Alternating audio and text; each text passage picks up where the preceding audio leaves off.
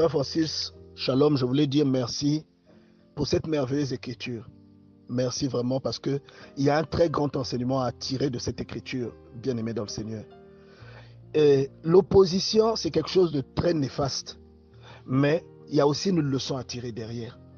Si vous avez remarqué que dans la vie d'une personne, il y a souvent des gens qui s'opposent à cette personne, alors que vous avez l'impression que ce que cette personne fait est juste.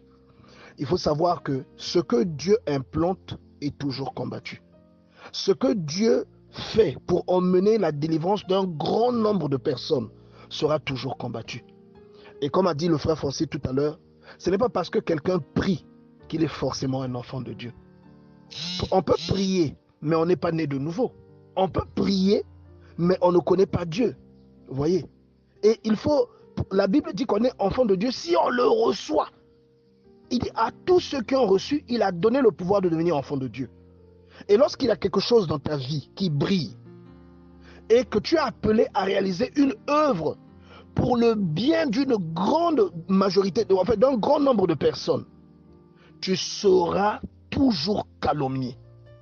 La Bible déclare que tous ceux qui voudront mener une vie pieuse en Jésus-Christ seront persécutés. Il y a quelqu'un qui se demande pourquoi c'est toujours lui, alors qu'il s'arrange à faire du bien aux gens. Pourquoi c'est toujours lui qui est persécuté?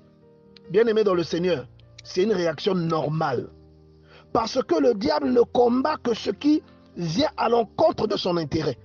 Il ne va pas combattre ton voisin, parce que lui, il n'a pas la même détermination, il n'a pas le même objectif que toi.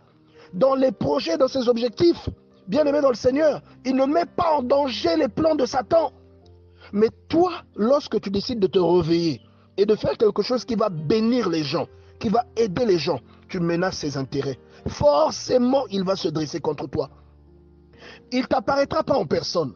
Il passera par des gens qui sont très proches de toi. Il passera par des gens qui sont dans ta communauté. Il passera par des gens de ta famille. Il passera par les gens de ton église. Il passera par les gens de ton travail, de ton milieu, de ton bureau restreint. Il te combattra. Et voilà pourquoi il faut demander le discernement à Dieu. Lorsque nous faisons partie d'une communauté, nous faisons partie d'une famille, nous avons tous l'obligation de demander le discernement auprès de Dieu. Et nous allons coller une parole dans le livre de Nombres, bien-aimé dans le Seigneur, chapitre 16, verset 11. Et vous allez remarquer que dans cette parole, il est précisé, vous voyez la précision, comment, malgré tout ce que Dieu a accompli au travers de la vie de Moïse, comment Dathan, Corée et Abiram sont en train de défier son autorité, sont en train de le contester, de dire que ce n'est pas Dieu qui l'a envoyé, ou sont en train de tout faire pour détourner l'attention du peuple, même repartir en Égypte avec le peuple, vous voyez, bien aimé dans le Seigneur, pour que le peuple de Dieu ne vive pas la promesse que Dieu avait projetée. Mais est-ce qu'eux, ils se rendaient même compte que ce qu'ils faisaient, c'était contre la volonté de Dieu? Ils pensaient qu'ils avaient raison.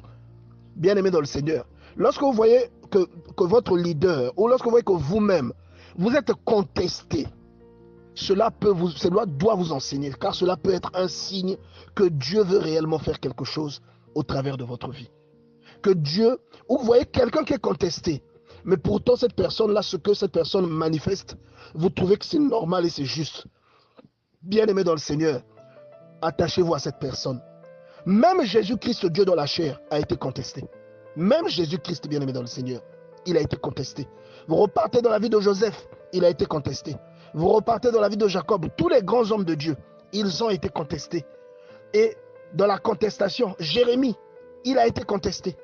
Bien aimé dans le Seigneur, je vous en prie, j'aimerais que quelqu'un qui a des soucis aujourd'hui, à cause de la contestation qu'il vit régulièrement, de la persécution qu'il vit régulièrement, ne se dise pas que Dieu l'a abandonné, mais au contraire, qu'il voie dans cette contestation un signe que Dieu est réellement dans sa vie. C'est un signe que Dieu est réellement en toi, que Dieu est réellement en train d'œuvrer. Et c'est un signe que tu as reçu un investissement qui va aider beaucoup de gens. Bien aimé dans le Seigneur, il y a beaucoup de leçons à tirer de cette écriture.